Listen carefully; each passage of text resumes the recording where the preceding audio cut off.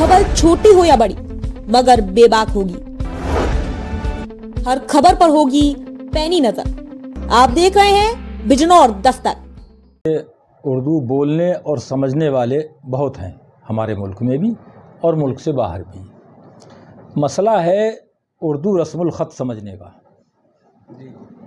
ज़्यादातर लोग इसके रस्मुल ख़त से वाकिफ़ नहीं हैं, इस ज़बान से वाकिफ़ हैं। वरना जो एक ख़याल बना दिया गया कि उर्दू किसी एक कम्युनिटी की ज़बान है, इसको ख़त्म होना चाहिए इस तसव्वुर को। आपका एक शेर भी तो है कि लोग सिर्फ उर्दू को मुसलमान समझ ले। जुल्म उर्दू पे भी होता है इसी निस्बत से, लोग उर्दू को मुसलमान समझ लेते हैं ज़बानों। सल्ले अला सल्ले अला सल्ले अला मरहबा सल्ले अला सल्ले अला सल्ले अला। का मज़हब नहीं होता है। अगर उर्दू मुसलमान होती तो अरब में बोली जाती होती, अरबी मुसलमान होती तो हिंदुस्तान में मुसलमान बोलते होते। जिस इलाके के होते हैं वहाँ की ज़बान बोलते हैं। उर्दू हमारे इलाके की ज़बान है, यहीं पैदा हुई, यहीं उस दर्दे सर में भी अजब लज़्ज़त थी, कोई बैठा था सरहाने मेरे, खुदा हाफिज़ तुझको जाना है जा, खुदा हाफिज़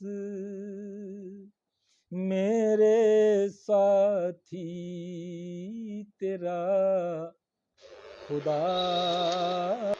एक मिलनसार खुश मिजाज शख्सियत, फ़न उरूज़ के माहिर, मुनफरद लहजे के मालिक अकील नोमानी, जिन पर शायरी नाज करती है। अकील नोमानी की शायरी में समाज का कर्ब और ज़िंदगी की तल्ख़ सच्चाइयाँ मौजूद हैं। वहीं उन्होंने अक़ीदों से कभी समझौता नहीं किया। उनके यहाँ नई नई ज़मीनों की तलाश, आम फहम अल्फाजों में शायरी करना उनकी अपनी अलग शनाख्त है। हाज़रीन आदाब, आज हम मौजूद हैं उस अज़ीम शख्सियत, अज़ीम फ़नकार, उस्ताद शायर मोहतरम जनाब अकील नोमानी साहब की रिहाइशगाह मीरगंज बरेली में। मैं आपको बता दूं कि अकील नोमानी साहब मेरे उस्ताद मोहतरम हैं। मैं उनसे मुलाकात के सिलसिले में मेरा यहाँ पर आना हुआ।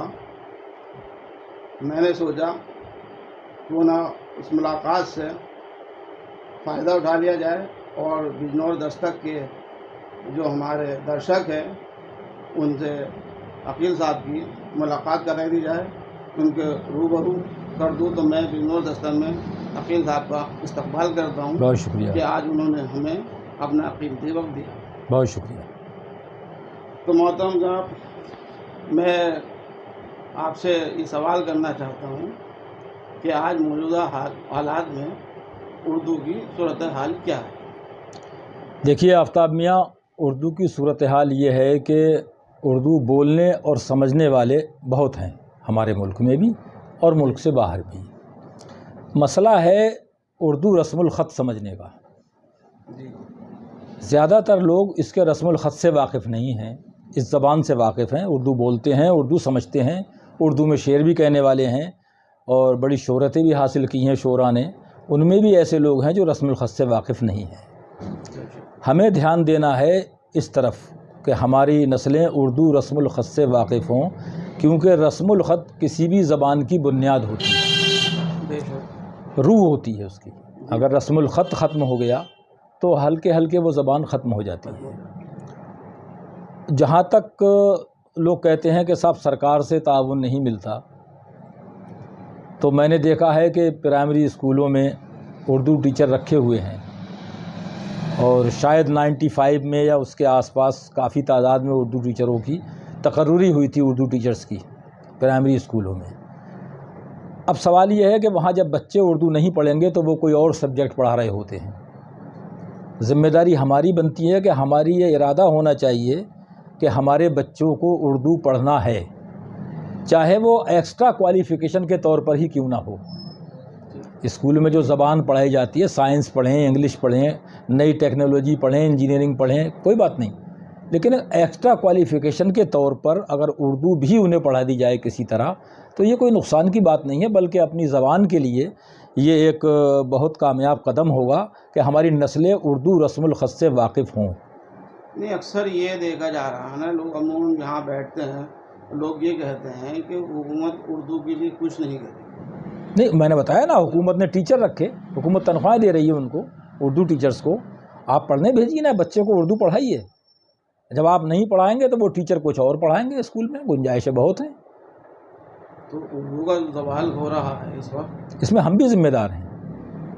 وہ ساری حکومت ہی ذمہ دار ہوئی ہے۔ نہیں، حکومت سے اگر کوئی زبان زندہ رہتی تو سنسکرت جو ہے وہ شاید 8ویں تک یا ہائی اسکول تک انواریہ ہے، لازمی قرار دی گئی ہے، لیکن کوئی آپ کو سنسکرت بولتا ہوا نظر نہیں آئے گا، نہ کوئی سنسکرت میں شاعری کر رہا ہے۔ اگر سرکار سے ہوتا ہے اس کا کچھ تو سنسکرت سب سے آگے ہوتی، انواریہ ہے سنسکرت انواری ہے جی، اس کے باوجود وہ رواج میں نہیں ہے، اردو رواج میں ہے۔ صرف آپ کو توجہ اس طرف دینا ہے کہ بچے رسم الخط سے واقف ہوں اردو کے۔ بہت سی چیزیں ایسی ہیں جو رسم الخط سے وقفیت نہ ہونے کی وجہ سے کچی رہ جاتی ہیں، بہت سے الفاظ ایسے ہیں۔ ناگری میں آپ لکھ سکتے ہیں، اردو کو لکھتے ہیں لوگ، کتابیں چھپ رہی ہیں، مجموعہ کلام چھپ رہے ہیں، لیکن کچھ الفاظ ایسے ہیں اور کچھ چیزیں ایسی ہیں جو رسم الخط سے واقف ہونے والا ہی سمجھ سکتا ہے، عام ہے۔ آپ ناگری میں لکھیں گے، بڑا آ اور ماں بنائیں گے، عام ہو جائے گا، لیکن اردو میں دو عام ہوتے ہیں، ایک الف سے لکھا جاتا ہے، ایک عین سے لکھا جاتا ہے، دونوں کے میننگ الگ ہیں۔ اس طرح کے کئی لفظ ہیں، طلاق ہے، ایک تے سے ہوتی ہے، ایک توئے سے ہوتی ہے، دونوں کے میننگ الگ ہیں، متضاد ہیں۔ اس لیے رسم الخط ضروری ہے، اس طرف دھیان دینے کی ضرورت ہے سبھی کو جو اردو سے محبت کرتے ہیں۔ اور یہ اس جو ایک افواہ یا جو ایک دھارنا، جو ایک خیال بنا دیا گیا کہ اردو کسی ایک کمیونٹی کی زبان ہے، اس کو ختم ہونا چاہیے، اس تصور کو۔ آپ کا ایک شعر بھی تو ہے کہ لوگ صرف اردو کو مسلمان سمجھ لیتے، ظلم اردو پہ بھی ہوتا ہے اسی نسبت سے، لوگ اردو کو مسلمان سمجھ لیتے ہیں، زبانوں کا مذہب نہیں ہوتا ہے۔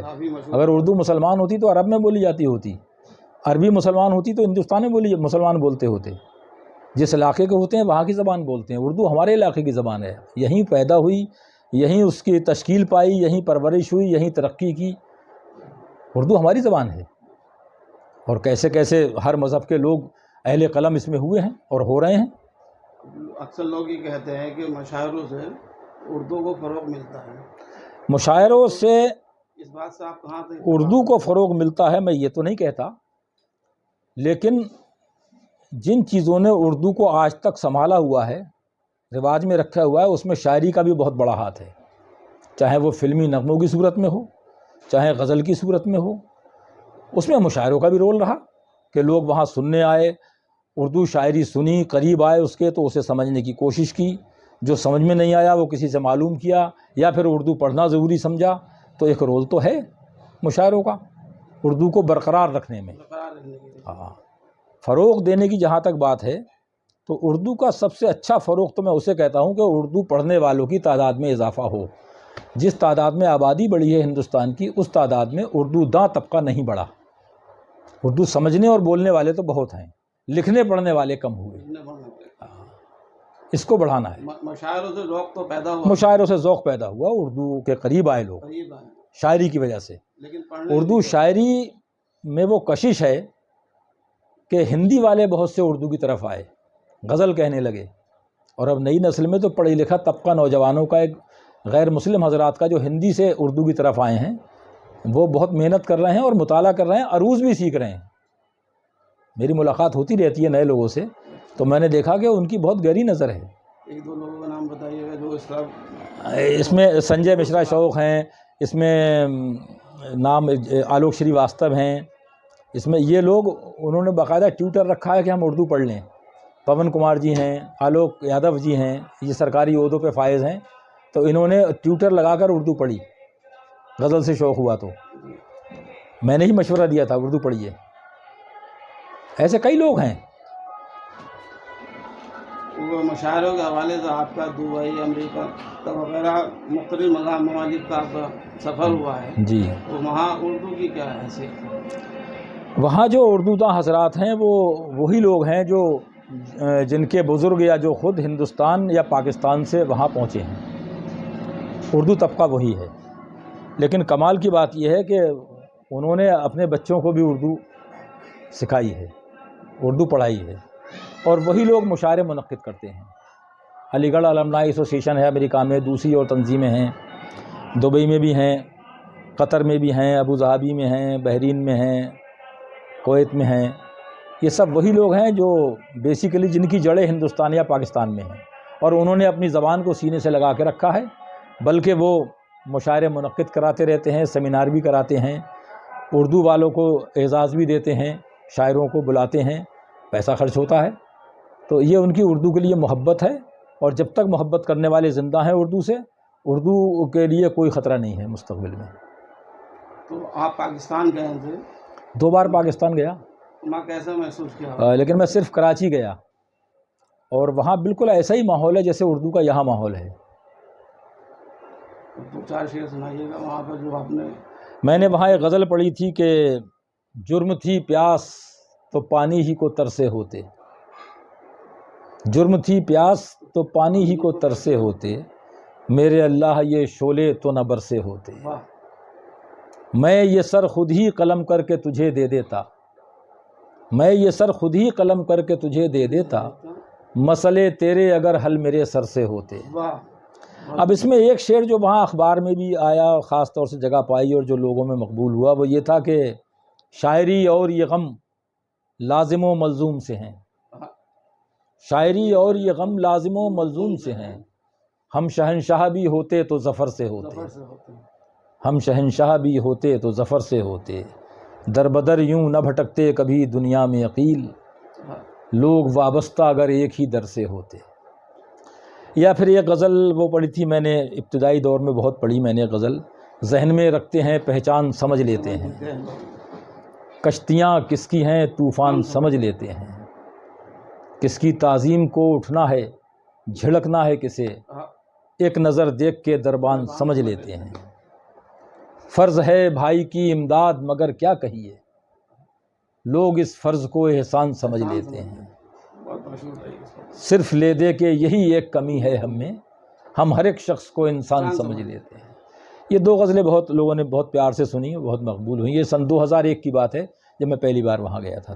تو وہاں تحت اللفظ کو زیادہ پسند کرتے ہیں یا ترنم؟ نہیں, میں نے وہاں, اب تو پہلے ایسا رہا ہوگا, لیکن اب تو وہ جو یہاں ایک عام سا انداز ہے مشاعرے میں سننے کا, وہ وہاں بھی میں نے محسوس کیا. خاص نشستوں میں تو فرق نہیں پڑتا کہ آپ ترنم سے پڑھیے یا تحت سے, شاعری سننے والے ہوتے ہیں. لیکن عام مشاعرہ جو ہوتا ہے نیشنل اسٹیڈیم میں ہوتا ہے, ساکنان شہر قائد کا, وہاں عام پبلک ہوتی ہے, اور وہاں سب کچھ وہ ترنم پسند کرنے والے بھی ہیں, شاعری پسند کرنے والے بھی ہیں. تو وہاں ترنم سے پڑھا تھا آپ نے؟ ترنم سے پڑھا میں نے. تحت میں نے متفرق شعر پڑھے اور ترنم میں غزلیں پڑھی, اور لوگوں نے وہ سنی. کام آئے نہ بہانے میرے,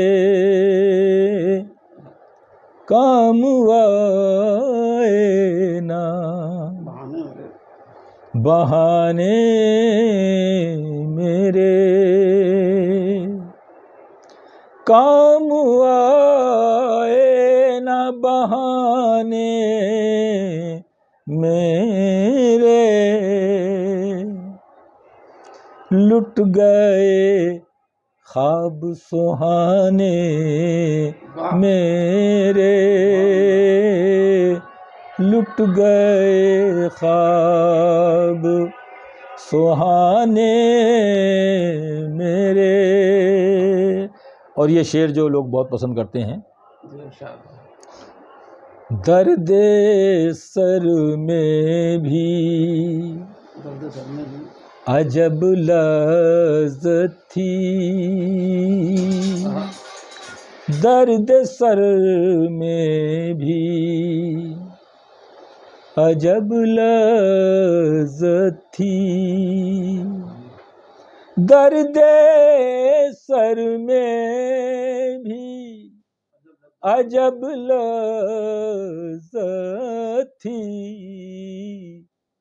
کوئی بیٹھا تھا سرہانے میرے، کوئی بیٹھا تھا سرہانے میرے، کوئی بیٹھا تھا، آئینہ دیکھ کے سب لوٹ گئے،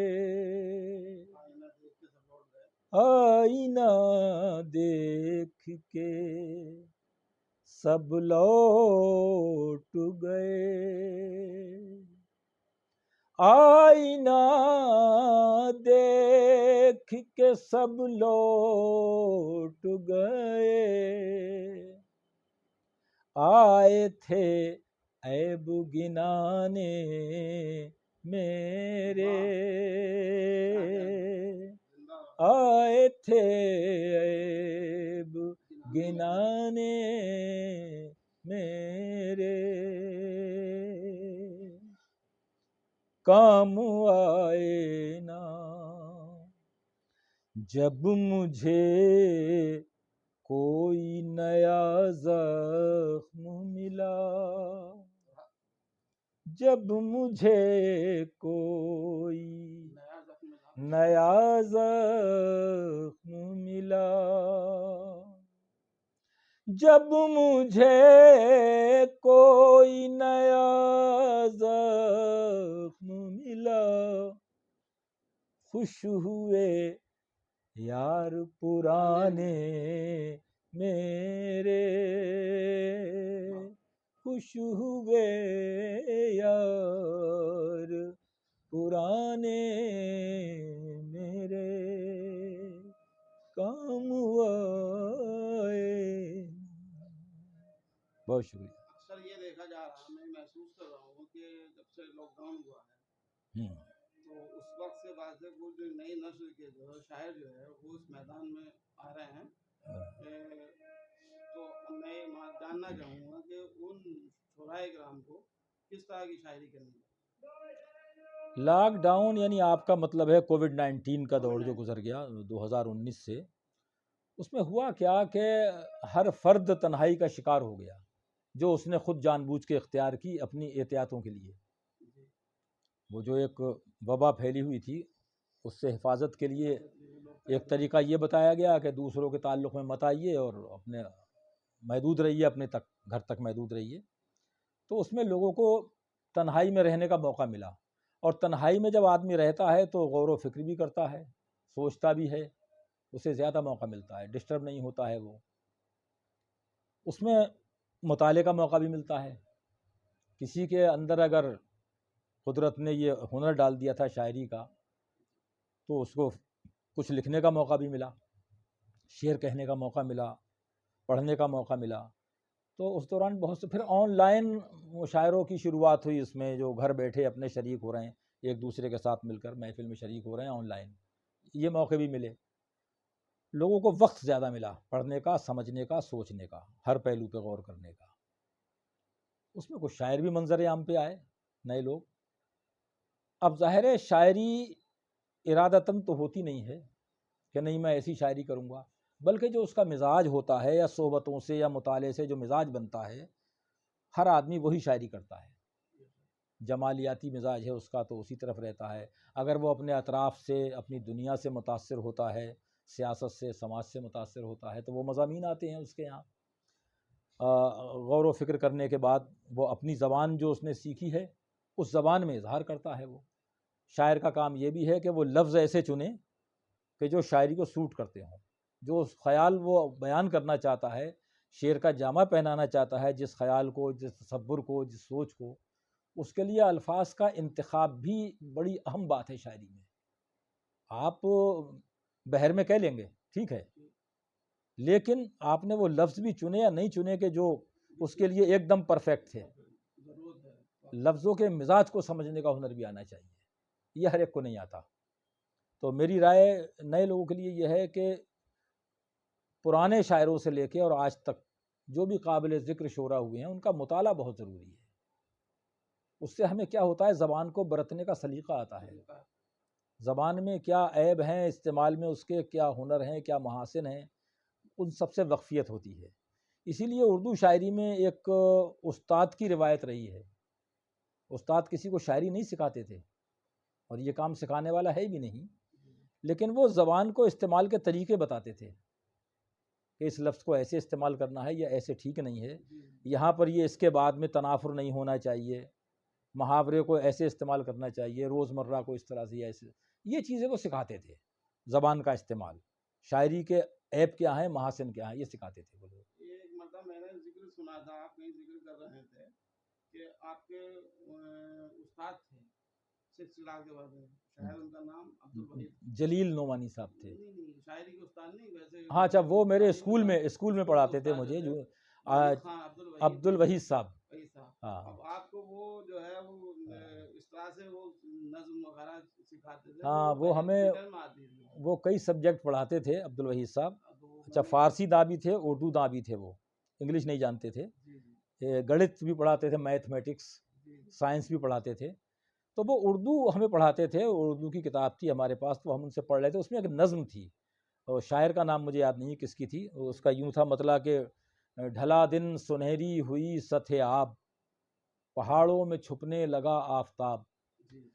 تو وہ اس طرح سے پڑھا رہے تھے اس کو ردم کے ساتھ، ڈھلا دن سنہری ہوئی سطح آب، پہاڑوں میں چھپنے لگا آفتاب. پھر وہ روک کے بولے، عقیل ہم تمہیں شاعری کے مصروں کو، غزل کے مصروں کو تولنا سکھائیں؟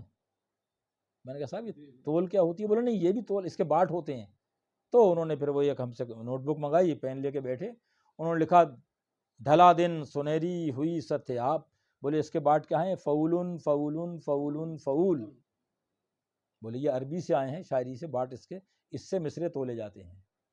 اب ہر مصرع آپ اس میں سے ایک فعولن نکال دیں، مصرے کا لفظ رکھ دیں اس میں، فعولن فعولن ہوئی سطح آب، ڈھلا دن سنہری فعولن فعول.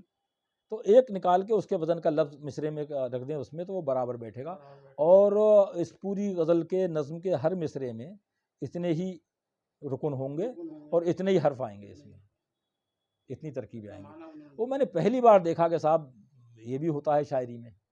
حالانکہ مجھے کبھی اس کی ضرورت نہیں پڑی، اور اللہ نے یہ مجھے اس کی عطا ہے کہ میں نے شروعاتی کی شعر کہنے کی تو بحر میں ہی شعر کہتا تھا میں، کبھی بحر کی غلطی نہیں کی میں نے. یہ بانے بعد میں پڑھا سب بحر کیا ہوتی ہے. اب ایسے استاد نہیں ہوتے. اردو کا وہ خود فارسی داں تھے اور انہیں شوق تھا شعر پڑھنے کا، فارسی کی شاعری بہت پڑھتے تھے، اور کبھی کبھی کوٹ بھی کرتے تھے گفتگو میں اپنی، پھر اس کا مطلب بتاتے تھے، ہمیں اردو میں سمجھاتے تھے کہ اس کا یہ مطلب ہوا. وہ مجھے یاد آتے ہیں، اور قابل ذکر ٹیچرز میں سے ایک تھے وہ علاقے کے. قریب میں ہمارے ایک موضع سندھولی کہلاتا ہے، سب سے زیادہ ٹیچر اسی گاؤں سے آتے تھے. اسی گاؤں کے وہ تھے مولانا عبدالوحید صاحب، اور وہ شاید 3 بھائی تھے اور تینوں ٹیچر تھے، اردو فارسی جاننے والے سب. تو سماج کو آج کس طرح کی شاعری کی ضرورت ہے؟ سماج کو تعمیری شاعری کی ضرورت ہے. اس وقت جو ہے نا نئی نسل جو شاعری کی طرف آ رہی ہے، ان کی شاعری جو ہے وہ آج کی تم سامنے کی شاعری کر رہے ہیں. جی، تو اس سے کہاں تک آپ ان کا مسئلہ یہ ہے کہ وہ اپنی شاعری پیش کرنے کے لیے اسٹیج کو ضروری سمجھتے ہیں. اب رسائل پڑھنے کا رواج کم ہوا ہے، اب سوشل میڈیا ہے اور اسٹیج ہے مشاعرے کا. تو وہاں ہم جن سے مخاطب ہوتے ہیں اس میں بہت کم پرسنٹیج ایسے لوگوں کی ہوتی ہے جو اچھی اردو جاننے والے ہوتے ہیں. باقی عام لوگ ہوتے ہیں جنہیں اردو سے واقفیت زیادہ نہیں ہوتی، تو وہ ان کی آسانی کے لیے خود کو ان کی سطح تک لے جانے کی کوشش کرتا ہے پڑھنے والا، کہ میں اس طرح وہ زبان استعمال کروں جسے وہ سمجھ لیں. ترسیل کا مسئلہ ہے ان کے سامنے. وہ یہ نہیں چاہتا کہ وہ ہماری سطح تک آئیں کسی طرح سے. ٹھیک ہے آپ نے ایک لفظ استعمال کیا، ان سے سمجھ میں نہیں آئے گا، گھر جا کے لغت دیکھیں گے یا کسی سے پوچھیں گے تو ان کی معلومات میں اضافہ ہوگا، تو بجائے ہمیں وہ طریقہ اختیار کرنے کے وہ کر لیتے ہیں کہ آسانی سے وہ سمجھ لیں، ہم اپنی وہاں تک سطح لے جاتے ہیں جس سے وہ ان کی سمجھ میں آ جائے، تو یہ شارٹ کٹ ہے۔ ہاں مضبوط نہیں۔ ہاں، ہمیں اعتماد خود پہ ہونا چاہیے کہ ہماری چیز وہ نہیں سمجھیں گے تو گھر جا کے سمجھیں گے، پوچھ کے سمجھیں گے، دیکھ کے، مگر انہیں داد چاہیے، فوراً رد عمل چاہیے۔ اتنا وقت نہیں ہوتا کہ وہ سمجھ کے پھر ہمیں 1 مہینے بعد داد دیں، انہیں فوراً داد چاہیے۔ تو یہ وہ لوگ ہیں عام فہم لفظوں کا استعمال کرتے ہیں۔ کچھ ایک طبقہ وہ ہے جو کسی ایک کمیونٹی کو مشتعل کرنے کی کوشش کرتا ہے شاعری کے ذریعے، وہ بہت ہی غلط راستہ ہے۔ شاعری پوری انسانیت کے لیے ہونا چاہیے، جسے کسی بھی مذہب، کسی بھی طبقے، کسی فرقے، کوئی کسی علاقے کا آدمی اپنے لیے کہا گیا شعر سمجھے۔ دیکھیے تقریر کی خوبی کہ جو اس نے کہا، میں نے یہ سمجھا کہ گویا یہ بھی میرے دل میں ہے، یہ کسی کا شعر ہے، تو اسے ایسا لگے کہ میری بات کہہ دی اس نے، وہ کسی بھی مذہب، کسی علاقے کا ہو، کسی فرقے کا ہو، اس سے کوئی فرق نہیں پڑتا۔ اور آپ یہ سوچ کے شاعری شعر سنائیں گے کہ میرے مخاطب مسلم ہیں، ہندو ہیں، سکھ ہیں، عیسائی ہیں، تو وہ محدود رہ جائے گی شاعری۔ یا کسی کا نام لے کر آپ کسی پہ طنز کریں گے، کسی ایک جماعت کا، کسی ایک فرد کا، کسی ایک رہنما کا، کسی ایک لیڈر کا، تو وہ بھی شاعری محدود رہ جاتی ہے۔ جب وہ شخص نہیں رہے گا یا وہ جماعت نہیں رہے گی تو وہ شعر بھی ختم ہو گیا۔ آپ کے اب تک کتنے شعری مجموعے ذرا ہم بتا چکے ہیں؟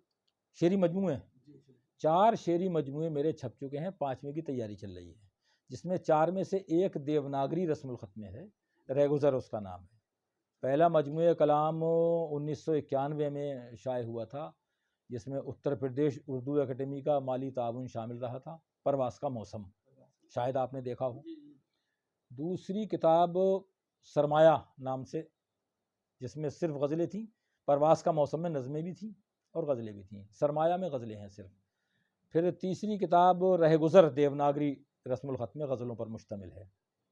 چوتھی کتاب ہمارے ایک دوست ہیں دیوان خاص، ان کی ایک بزم ہے، اور خوشتی بنسل ان کا نام ہے، واستو شاستری ہیں، ان کا اصرار تھا کہ وہ میری ایک کتاب چھاپنا چاہتے ہیں، تو انہوں نے اردو میں میری ایک کتاب چھاپی، اس کا نام رکھا رقص تنہائی۔ تو یہ 4 مجموعے کلام شائع ہوئے، پرواز کا موسم، سرمایہ، رہگزر، رقص تنہائی۔ اب 5ویں کتاب کی تیاری چل رہی ہے، کمپوزنگ ہو چکی ہے، ابھی اس کا نام نہیں سوچا ہے، وہ جلدی 1-2 مہینے میں آپ کے سامنے آ جائے گی، ہندی میں بھی اردو میں بھی۔ ہاں اچھا، آپ نے بھگوت گیتا کا اردو انواد ترجمہ کیا؟ ہاں، یہ وہی جن کا میں نے ذکر کیا، خوشدیپ بنسل صاحب، انہوں نے شریمد بھگوت گیتا کا ٹرانسلیشن ہندی میں کیا۔ اچھا، ہندی کا ٹرانسلیشن انہوں نے اس کو شائع کرایا اور مجھے ایک کتاب دی، اور مجھ سے یہ انہوں نے خواہش کا اظہار کیا کہ اس کو آپ اردو میں کر دیجئے، تو میں نے وہ 2-3 مہینے کی محنت کے بعد ہندی میں کی، ہندی سے میں نے اردو میں کی۔ ہاں، تو وہ میں نے کر لیا ہے، اس کا بھی میں کمپوزنگ کرا چکا ہوں۔ ہاں، بس اس پہ نظر ثانی چل رہی ہے، منظر عام پر وہ انشاءاللہ اسی سال آ جائے گی، وہ آپ کے ہاتھوں میں ہوگی۔ تو نثر میں کیا ہے میں نے، وہ نظم میں بھی بہت ترجمے ہوئے ہیں گیتا کے، میں نے نثر میں کیا ہے، اور بڑی دلچسپی رہی اس میں میری، کیونکہ اس میں بہت سی باتیں میں جانتا نہیں تھا جو سامنے آئی میرے ترجمہ کرتے وقت۔ ایسی بات ہے کہ جب پڑھنے کا موقع ملا تو تبھی سامنے آئی، 1-2 چیزیں اس کی سامنے آتی تھیں مختلف حوالوں سے، جیسے کہ کرم کیے جا پھل کی اچھا مت کر، نشکام، بغیر توقع کے اس کے بدلے کی آپ عمل کرتے رہیے، اچھی بات تھی۔ ایک تھا کہ جب جب باطل زیادہ ہو جاتا ہے اور دھرم کم ہو جاتا ہے، حق کم ہو جاتا ہے، تو وہ کوئی نہ کوئی مدد کے لیے کوئی بھیجا جاتا ہے، اس وقت کوئی پیغمبر، اور ہندو میتھولوجی کے مطابق کوئی اوتار بھیجا جاتا ہے جو اصلاح کرے انسانوں کی۔ تو اس میں بہت سی باتیں، پھر آگے جا کر جب میں نے اس کو اردو میں آپ کو دکھاؤں گا، میرے پاس رکھی ہے کمپوزنگ کیا ہوا میٹر رکھا ہوا ہے، تو اس میں آپ سمجھیں گے کہ یہ کوئی کسی اردو اسلامی مذہبی کتاب کا کوئی حصہ ہے، کہیں کہیں تو ایسا بھی ہے اس میں، ہاں کہیں ایسا بھی ہے۔ اس میں عمل پہ بہت زور دیا گیا ہے، اس میں یوگ بتائے گئے ہیں کہ واणी یوگ ہوتا ہے اور یہ یوگ ہوتا ہے، ایکانت میں بیٹھ کے بھی یوگ ہوتا ہے، اس میں دکھایا کرم یوگ سب سے اتم ہے، سب سے بہتر ہے، اور وہی اسلام میں بھی کہا گیا ہے کہ عمل سے زندگی بنتی ہے جنت بھی جہنم بھی، یہ انسان اپنی فطرت میں نہ نوری ہے نہ ناری، یہ خاکی اپنی فطرت میں نہ نوری ہے نہ ناری، اقبال نے کہا ہے یہ، تو وہی بات ہے اس میں کہ عمل۔